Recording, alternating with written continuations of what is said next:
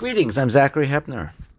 I'm pleased to share this Dvar Torah with you for Parashat Beha'alotcha. Funny that it's called the Book of Numbers and not the Book of Levi.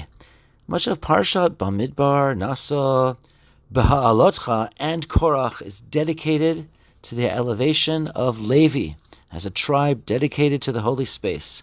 And the other 11 tribes are in military formation, and they have a promise to inherit the Holy Land. In Parashat Korah, the Korah challenge of authority begins with a famous object-less, that is, words without an object, Vayikach Korah. Korah took, Vayikach.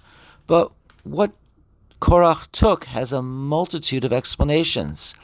The entire verse reads, now Korah, the son of Izhar, son of Kohath, son of Levi, took himself along with Dathan and Abiram, sons of Eliab, and On ben Peleth, the descendants of Reuben, to rise up against Moshe, together with 250 Israelites, chieftains of the community, chosen in the assembly, men of repute.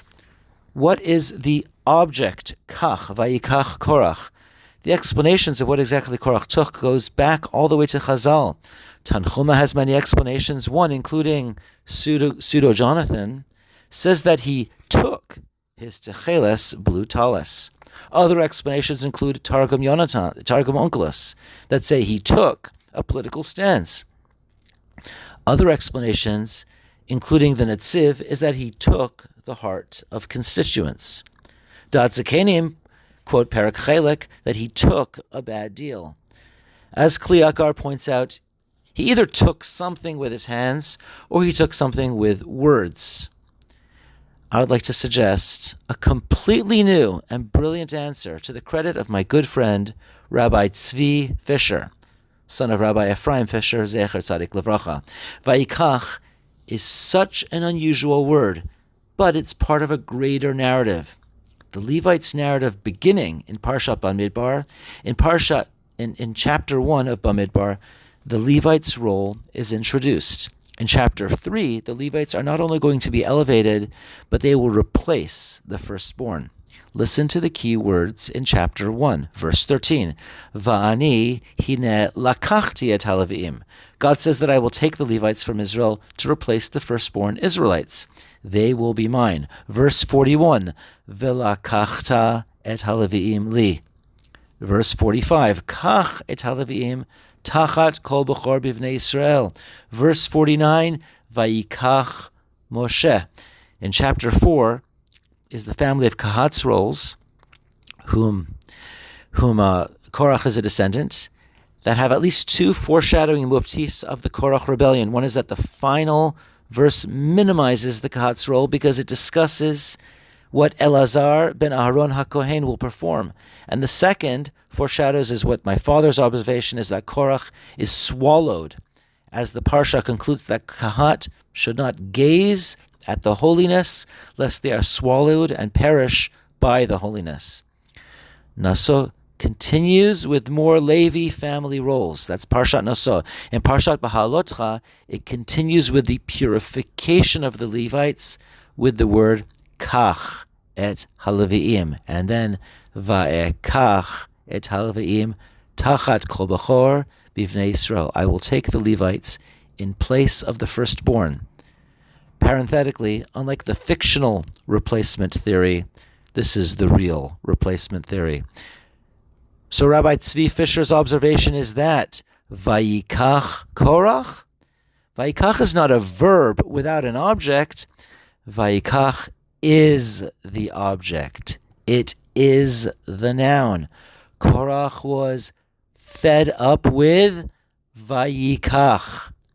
He was fed up with Hine lakachti, velakachta et haLeviim li, Vayikach Moshe, kach et haLeviim, Vayekach et haLeviim, tachat kol bechor bivnei Yisrael. Korah is fed up. Enough. Replacement. This further is supported by Korach's round number, rounded up. Rounded up in number, and literally there are 250 firstborn noblemen who are rounded up. In chapter 3, there was a slight difference in number between the firstborns and the Levites, 273 to be exact. In chapter 3, the exact number is significant. In the Korach narrative, it is just descriptive and rounded to the nearest 50, 250.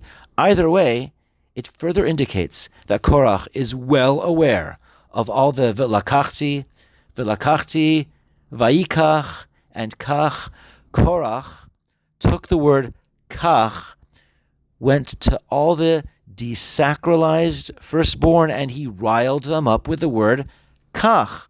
This works so well because it included in this explanation are all the other explanations. He took Kach as a political tool. He took a blue-stringed tallis to show that he was no worse or better than Elazar ben Aharon HaKohen. And he took the hearts of the firstborn. Until the Bnot Tzlafchad narrative, women don't get much attention in the book of Numbers. I find it food for thought that the hero of the Korach narrative, besides the explicit ones, is Mrs. Un ben Peleth, who tells her husband, "Why get involved? If you lose, you lose. And if you win, you still lose." Mrs. Un ben Peleth saw through the words Kach. She saw through them. She realized that the Peleth family isn't chopped liver. They're still inheriting the land, while Levi gets no land. She saves her husband from disaster, and they get to eat their chopped liver. Vaikach Korach. Korach took the word Kach. Wishing you all a Shabbat Shalom.